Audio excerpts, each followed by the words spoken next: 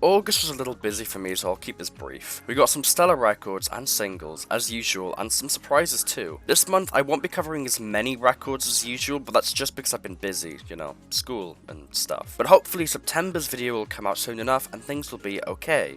Probably. Don't hold me to that, I'm very sensitive. Anyway, on with the video. And sorry if I sound like a bit nasally or something. I think I'm slightly ill, I'm not really sure. You'll notice in some of the recordings, and some of them you won't, because they've all been recorded at very different times. So, sorry about that.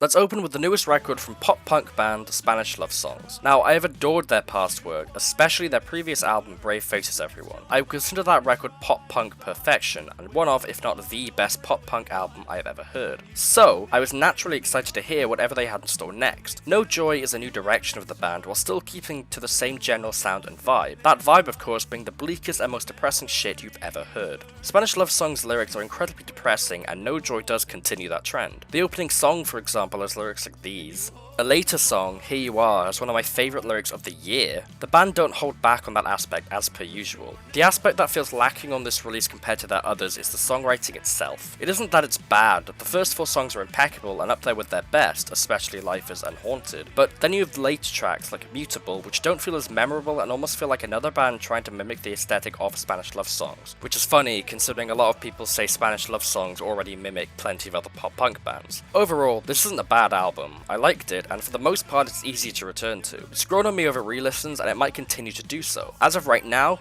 8 out of 10. Key tracks are Lifers, Pendulum, Haunted, and Cleanup Crew. Going from one pop-punk album to another, Jeff Rosenstock returns with his newest full-length LP, HELLMODE. This album is definitely a journey and is probably a standout in his discography. I'm asking because I haven't listened to his entire discography, but I have heard his album Worry, and I very much enjoyed that. I wouldn't consider it my personal favourite pop-punk album, we already went over all this, but it's still incredibly solid and features some of his best work. HELLMODE is good too, but I can't help but feel like it doesn't do enough, or at least enough for me. It dabbles in other genres too, such as indie rock and power pop, and there are even a couple of acoustically driven songs, but at heart this is still very much a pop-punk album. And that's not a bad thing by any means, but I can't help but feel like some of these songs on here, especially in the middle, fall into a similar trap that a lot of other pop-punk songs do nowadays, where they all end up sounding the same. Every pop-punk band is the same. None of them do anything different, and in HELLMODE it feels like some of those elements bleed into here too. It opens incredibly strongly with Will You Still You and Head, but after that it dips into still very solid songs, but nothing worth writing home about. We still have some other key tracks, which I'll get into at the end, as usual. And The Close was also worth mentioning as an indie rock driven pop-punk track, as it's over 7 minutes in length. All in all, it's a good album and worth checking out, even if you haven't listened to any of Rosenstock's work prior to this. But I still wouldn't call it his best. 8 out of 10. And the key tracks are Will You Still You, Head, Future is Dumb, and The Closer, but as you'll soon discover, I don't like recommending The Closer as a track to listen to first. Just listen to the full thing if you want to get to that, or don't. I can't stop you, you're your own person. An album that was actually made and released in 2021 under a completely different pseudonym and uploaded to YouTube has now seen a sort of official release. Voir, the much anticipated collaborative album from Earl, Sweatshirt and The Alchemist, sees the light of day on an NFT website. Look, we all hate NFTs and find them stupid, and we don't want to have to use this dumb website to listen to the album, so I am allowing you to go and download the album for free elsewhere because NFTs suck ass. Anyway, the album itself is actually really good. I don't think it's anything personally groundbreaking, and it doesn't trump his best works, Solace and some rap songs, but the production is absolutely on point, which would make sense, it is The Alchemist, and Earl's verses and flows are really good. Some of these songs touch on quite heavy topics, while others not so much. To me, it suffers a similar issue to his most recent solo LP Sick, but this time around it just has much better production to distract you. All in all, really good, and I'm excited to see if the duo work together again in the future. It's clear they have chemistry, and that isn't a pun because his name is The Alchemist. 8 out of 10. Key tracks are All the Small Things, My Brother, The Wind, and Dead Zone. The Closer as well, but I don't like recommending closers without listening to the full record. It's a pet peeve, but that's just me. You can listen to The Closer if you want.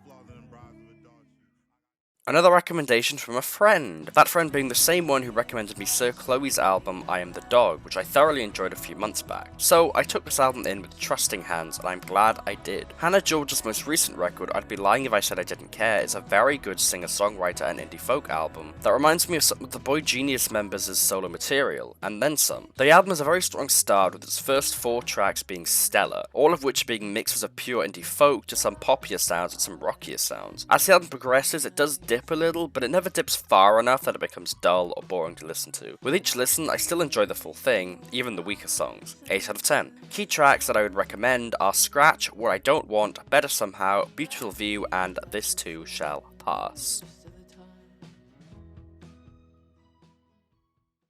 This album really struck a chord with me, and I really wasn't expecting it to. I remember being up late one night, lying in bed and listening to the full thing, reading the lyrics and engrossing myself entirely in the world Zach Bryan creates. Zach Bryan's newest self-titled record is very aptly named. This album feels incredibly personal to Zach, while also feeling like a love letter to not just country music, but America as a whole. While it's not a perfect country, he grew up with it, and he wants to sing about it the best way he knows how, through the genre that came from it. The record deals with a lot of themes like growing up, death, addiction, war, love, and general sadness. There's a lot going on, and it's a bit of a roller coaster at 16 tracks, but it's paced impeccably, and none of these songs ever feel too long or feel like they overstay their welcome. It definitely feels as if Bryan had an idea for what he wanted to include on this record, and while 16 songs is pretty daunting at first, it flies by quite fast, and soon you'll have the record on repeat over and over again. It's not just as deeply personal, it's also incredibly addictive, as Bryan's melodies get stuck in your head, and you feel yourself returning to a lot of these songs countless times. 9 out of 10. Some of the key tracks here are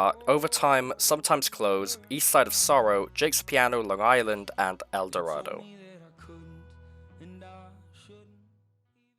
Now, take everything I say here with a grain of salt. I have only heard one of Spelling's albums, and it's the one pretty much everyone else has heard. That one obviously being The Turning Wheel. At first, I didn't know that every song on this record was a remake of an older song, but after seeing Boys at School, Always, and Revolution on the track list, and just being told, I kind of guessed. I did enjoy everything I heard on this album though, and it's made me much more curious to check out the rest of Spelling's discography. I can't comment on how different these remakes sound compared to the original, but I can at least say that I enjoy most of these songs, and even the ones that I found weaker than others, I still remember finding things that I liked about them. I will comment about the Turning Wheel remakes though, as I have heard the originals, obviously. We'll start with the major standout, which is obviously Boys at School. Does it beat out the original? Not really, but that isn't really the point. The original feels very fantastical and feels like dancing in a fantasy, while the Mystery School version is much more foreboding and seems to incorporate elements of neoclassical darkwave. It's much more piano-driven. I think the best way to put it, and this is the same with all of the tracks on here, is that they're not meant to replace any of the original songs. These are just alternative versions that Spelling wanted to make, and that's fun. The other 2 songs are good remakes. I think it's safe to say that everything here is just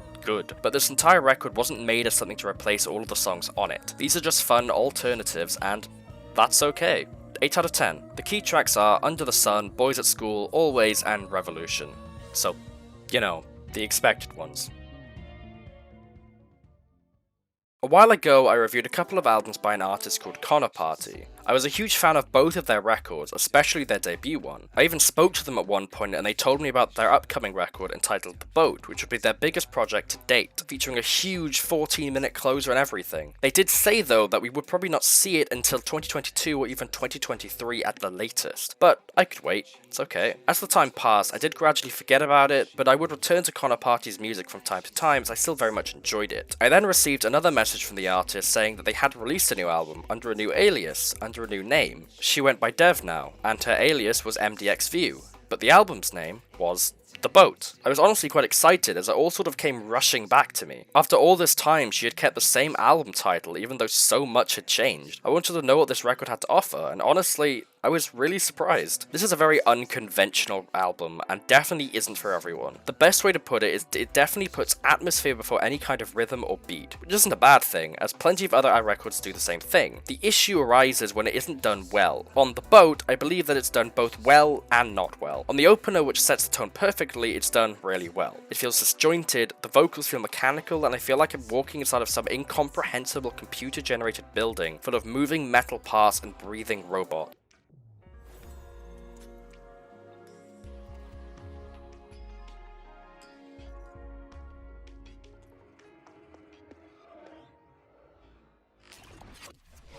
elements. On songs like All I Need or Dream Position though, I feel like it's overdone to a degree where it just becomes uninteresting to listen to and blends into the background. The major standouts are when the album feels more comfortable in its sound and becomes a much more pop-centric album. It still keeps that mechanical and inhuman undertone, but it's still fun and catchy, reminiscent of Charlie XCX and Sophie. I believe that MDX View definitely has potential to go far, and I really hope she does continue after this. I can see this as the beginning of something really great. 8 out of 10. The key tracks to check out are SJM, Good Grief, and Perfect. Approaching Mountains is an artist that I've known for a while now, and I mean literally no, but I never got around to listening to his music. Until now, I can very safely say that Approaching Mountains is one of the best ambient artists out there currently, and could even be at times compared to people such as Tim Hecker. Lay is an absolutely gorgeous album that I can just put on and zone out to. It's incredibly relaxing and easy to listen to, and I end up getting sucked into its world on countless occasions. I've even used the album to fall asleep to. The production is perfect, and it's clear that Approaching Mountains is incredibly talented, and I can only see him going up from this point onwards. Songs on here incorporate elements of glitchy TV static to help you enter this new world of rich and colourful noise, while other songs have much more natural elements, and one of them even being a song heavily influenced by turntable music. It's a rich album with a rich atmosphere to just get lost in. 8 out of 10. Key tracks are Ignited in a Field of Blight, Weeping and Radiance, and VL184.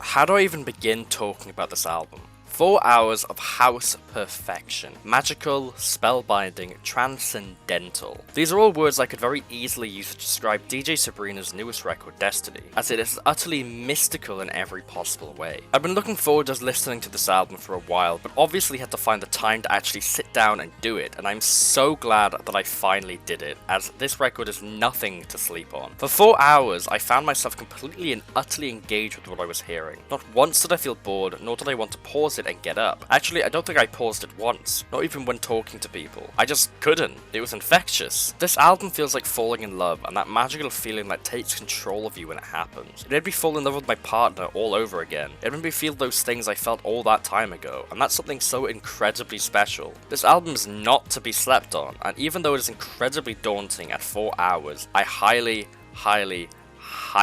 recommend giving it a try. Obviously, 10 out of 10. I'm sorry, but there are too many songs here to even try to list quote-unquote key tracks. I suppose the biggest highlights for me were the title track, Destiny, I Just Wanna Be With You, I Know It's Stupid, and Bewitched. But again, this entire record is gorgeous and is worth just to sit down and listen to the entire thing in 1 or 2 sittings. And now we move on to the EPs and singles. Well, maybe just singles. I didn't listen to any EPs this month, unfortunately. But don't worry, because there were plenty, and I mean plenty, of outstanding singles. This month was really good for singles. Don't make a relationship joke out of that. It's no secret that I adore Jane Aruva's music. I loved Frailty when that released, and I adored Royal Blue Wars when that released. So hearing that she was releasing a sophomore record later this year, as of releasing this video it is quite literally on the horizon, I was incredibly excited. I wanted to know what direction she would go, and after listening to Lips, it's clear what she's doing, and I fucking love it. Lips is noisy, chaotic, sporadic, its melody feels messy and wavy before everything just falls apart and becomes a noisy mess. Jane's vocals are absolutely gorgeous as usual. I don't want to invent new terms, but I think we're entering a post-hyperpop now with artists like Jane Aruva and Underscores, even if that term does sound a bit stupid. Speaking of Underscores, we have a new single from April 2 entitled Old Money Bitch. This song is very different to Lips, but is equally as good. Old Money Bitch is as camp as you can get, reminding me very heavily of early Marina and the Diamonds, especially songs like Prima Donna and Bubblegum Bitch, and she was probably inspired heavily by those two songs as well. The production is impeccable, and the lyrics are full of sass, energy, and tell an engaging story. I love it all. Continuing the trend of small artists who came from practically nowhere, the only difference here being that she isn't a hyperpop artist, Hemlocke Springs returns with her newest single, Anyone, which is probably her best song to date. Its lyrics are incredibly touching, and while the song may not be as musically eclectic as something like Girlfriend, it's more than made up for due to her heartfelt lyrics and the perfect execution of synth pop. I don't think there is anything this girl can't do. She's going to become so big, and I am so ready for it. Moving away now from the indie darlings, we have Olivia Rodrigo's newest song, Bad Idea, Right? And it's 2 in a row. She once again hits the mark with a completely different style too. Bad Idea, Right is such an incredibly fun song to sing as loud as possible to. It's practically the opposite of Vampire in every way, but I love it. It shows diversity and shows that Rodrigo actually does have musical maturity that she really needed. The Way We Plan is an interesting song. It's an incredibly vulnerable track from an artist who doesn't normally release material like this. Rav is an experimental hip-hop artist, but his newest single is a singer-songwriter indie folk track with shaky vocals and intimate lyrics. He does manage to pull it off though. I think he knows that he isn't the best singer, but he uses that to his advantage and creates something beautiful and incredibly intimate. Kristin Hayter returns, but not as Lingua Ignota. Instead, she returns under the new alias Reverend Kristin Michael Hayter, using her full name as she embarks on her newest musical journey. All of My Friends Are Going to Hell topically is nothing new for Hayter. It's a song full of religious imagery and tackles her religious trauma and interests. What really separates this from her Lingua Ignota project though is the rawness of it all. This song is practically just Hayter's voice and then the sudden crashes of pianos. It's a barren song that's as equally haunting as when she screams into my ears. Whatever Hayter does, she still manages to both terrify me and completely stun me. Sufjan returns suddenly and unexpectedly with a new record on the horizon. As of recording this, it is already out, but I'm still covering the single and the other ones he released. So You Are Tired is a return to his Karen Lowell style of songwriting, but somehow feels even more devastating. The song can be interpreted in many ways. Those ways I won't go too much into detail here, as I want to save that for when I review the full record, but both interpretations are equally as devastating. Well, one of them is more so, to be honest. Either way, this is a gorgeous song and is incredibly worthwhile. I just wanted to add, that this part isn't scripted, and I probably won't really edit it down much, but I wanted to add that my initial interpretation of the song was just confirmed correct as I was recording this. Unfortunately, it is about Sufjan's partner passing away, as is the entire album, which I will get into more when I review the full record. That review hopefully being out before this video goes up, so you'll be able to read that on my RAM or AOT. Another set of beautiful songs. They just keep on coming. We'll start with Star, as that's the first track on the single. Star is quite similar in tone and atmosphere to the song Everyone on Laurel Hell. It uses a drone as its main melody and maintains that for the first half of the song before some soft drums kick in. The song is very lyrically focused, and those lyrics shine bright here. Star features some of Mitski's best lyrics to date, which of course means they're absolutely heart-shattering. Heaven, on the other hand, is quite the shift in tone and was not something I was expecting. It's an incredibly Americana and country-inspired track, which is equally as beautiful. Lyrically, it isn't as strong, but it's made up for by the gorgeous instrumentation. Hi Kim, I know you're watching this. I watched this song's creation from beginning to end, and to finally see it released feels really special, because I know how hard they worked on it. Kimmy Sanchez has been a really close friend of mine for a long time now, so I may be slightly biased while talking about this song, but leave me alone, okay? I like it. Summer's Pause in August is a remake of an older song that they released all the way back in 2020 with their group Coming South, which consisted of them and Approaching Mountains, an artist I mentioned earlier in this video. The original version of the track was very indie rock inspired with some slowcore elements thrown in. It's a good song, but it's clear that they've improved as an artist, as here on this remake they take heavy inspiration from artists such as Jane Aruva with the vocoded vocals and much more electronic style. It isn't for everyone, I know, but I feel like it's worth checking out either way, even if it's just to give them more attention, because they deserve it. They also have an album coming out at some point. I can't tell you when though, but I can tell you that it'll be great.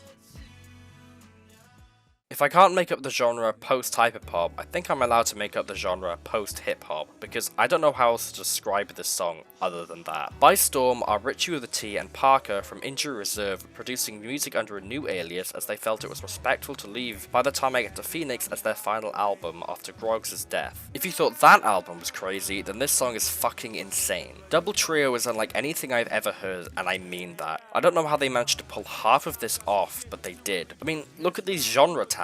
No one knows what to call this song. Absolutely stunning.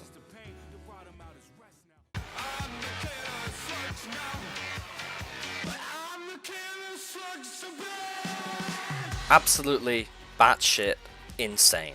Another entry into the Windmill canon, Fat Dog released their debut single, King of the Slugs, and it is by far one of the best surprises I have heard all year. Imagine a blend of post-punk, prog rock, industrial rock, and straight up fucking klezmer. It is a 7-minute epic that just keeps going and going and going, and honestly, I cannot get enough of it. Infectious song.